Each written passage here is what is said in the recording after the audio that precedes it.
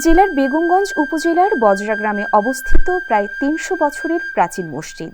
আয়তকার এই মসজিদটি ইটের তৈরি। এর চার কোণায় ৪টি বুরুজ ও পূর্ব দেয়ালে ৩টি প্রবেশপথ আছে।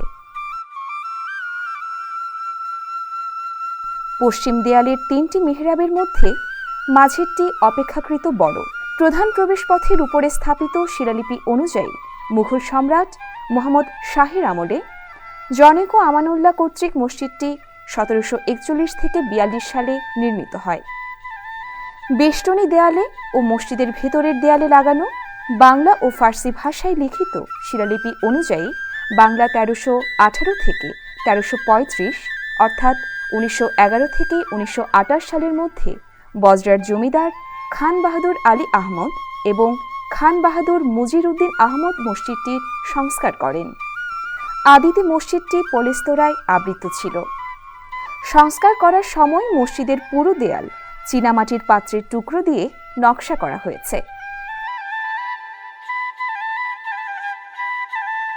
নোয়াখালী সদর থেকে সোনাইমুড়িগামী যে কোনো বাসে বজরা হাসপাতালের সামনে নেমে হাঁটা পথের দূরত্বে বজরা শাহী মসজিদের অবস্থান।